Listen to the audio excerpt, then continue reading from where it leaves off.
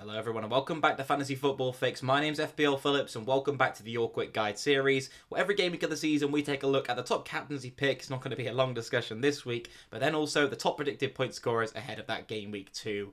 We then take a look at the best upcoming fixtures and the teams to target with those fixtures over the next couple of game weeks, and with game week 12 not too far away now and that all important blank for some of the big teams, we need to make sure that we're keeping up to date and in track with which teams have the best fixtures. So subscribe for more content if you like what you see, but let's get into it and have a look at the best captaincy option you can go for ahead of game week 10. And there have been some important quotes, so you might actually want to stay tuned for this section. Don't just skip ahead.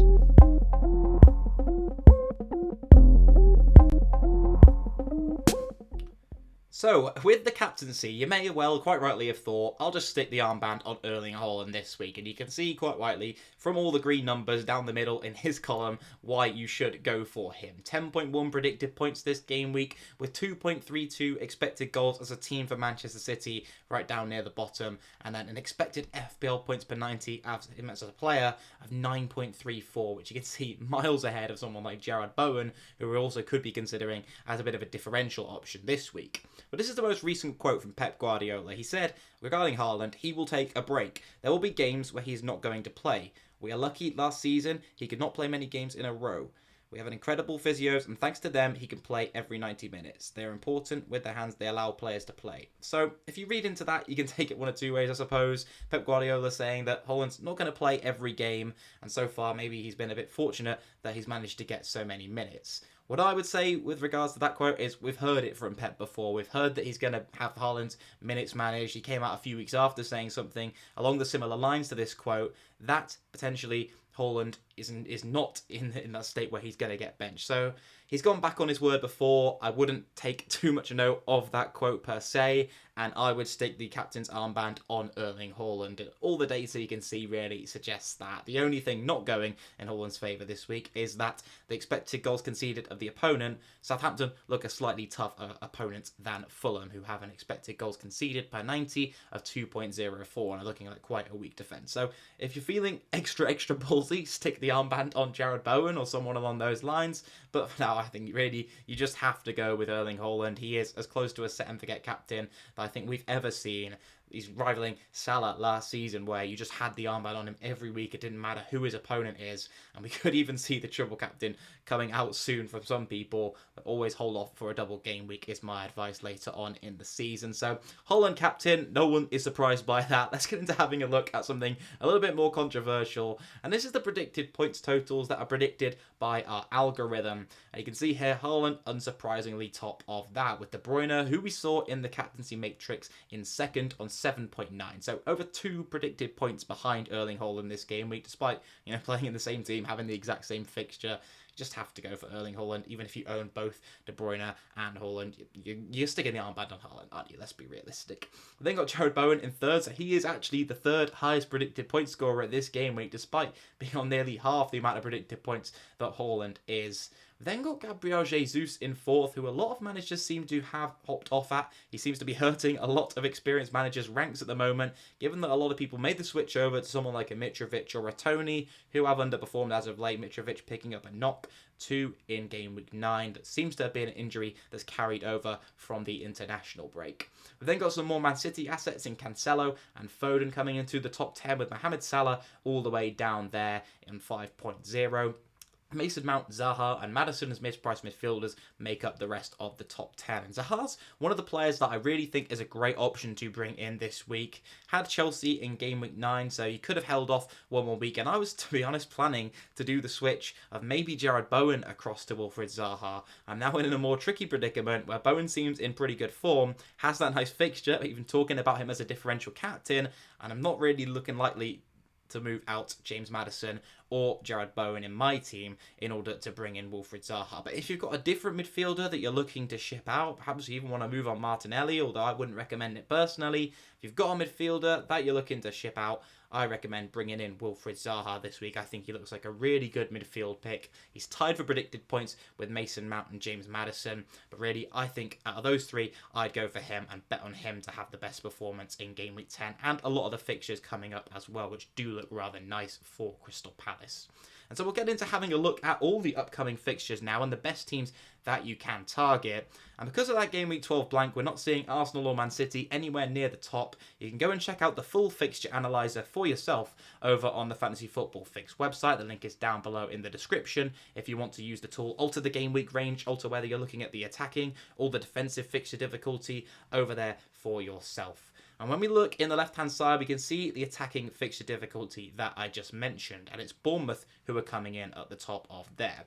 Really, when we're looking at Bournemouth, it's only Dominic Solanke who seems to be any sort of FPL option at the moment that might be viable. And we're still going to be waiting for some more recent injury news regarding Mitrovic and whether he's going to be back or whether he's even got a chance of being fit for game week 10 before we consider making a move. But Solanke's certainly up there when we're considering forward replacement options for Mitrovic. If you don't own someone like Tony, I think going for him could be a good pick. A lot of people who have Harry Kane and Erling Haaland might not be on someone like Tony, so could switch across to him if you've got a bit of money in the bank.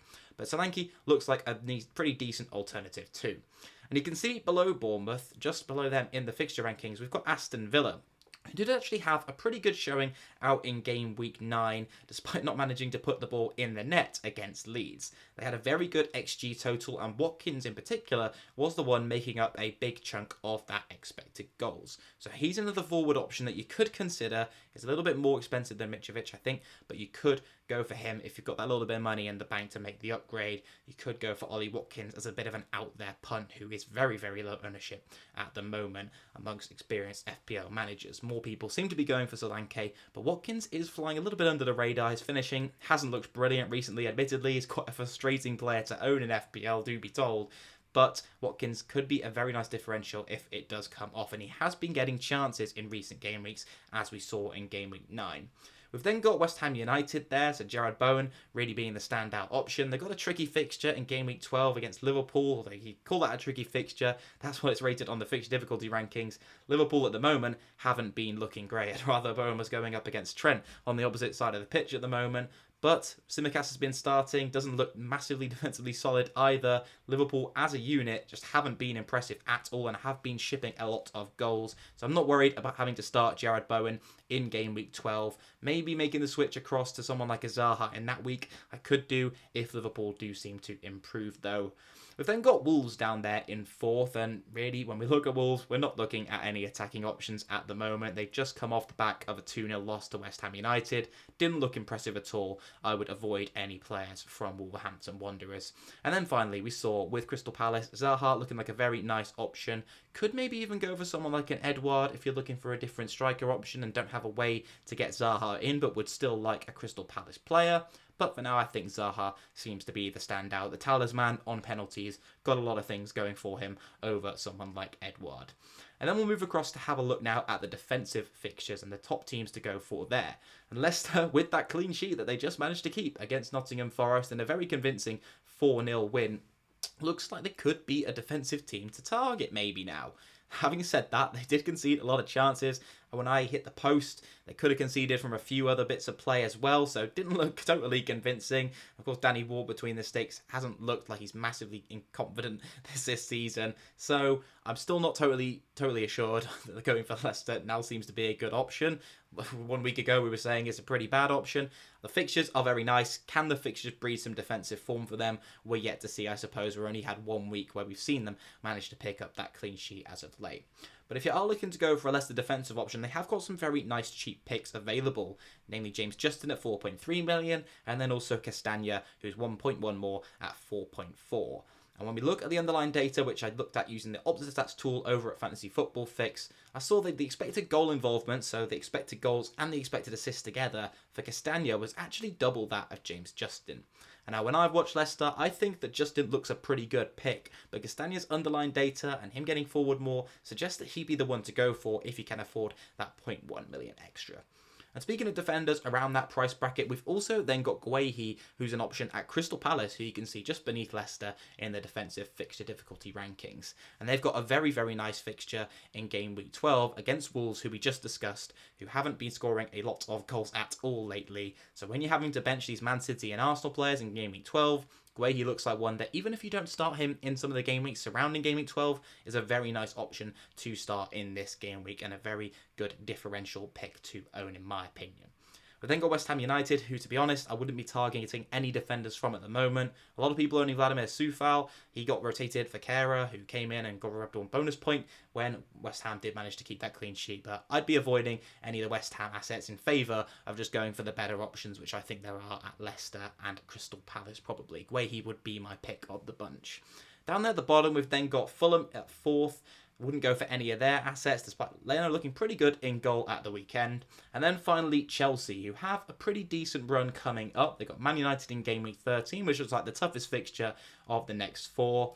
Brentford in game week 12 isn't too bad at all, and a lot of people will already have Reece James in their teams. But you could also go for Wesley Fofana, who's a very similar price to Guehi, Justin, and Castagna, who we mentioned. So there's 4 real options surrounding there. I would go for Guehi if I was bringing one in with game week 12 in mind. But let me know who you would go for out of the 4 that I just mentioned. But yeah, that's going to wrap up the quick guide video. Let me know if you're going for any of the players that we mentioned today and who you are captaining this week. I'm assuming I would see a lot of Haalands in the comments if we do ask you that. But thanks for tuning in, everyone. I'll see you tomorrow for Eddie versus the algorithm, where we'll be revealing an absolute monster algorithm score. But until then, I'll see you soon. Goodbye.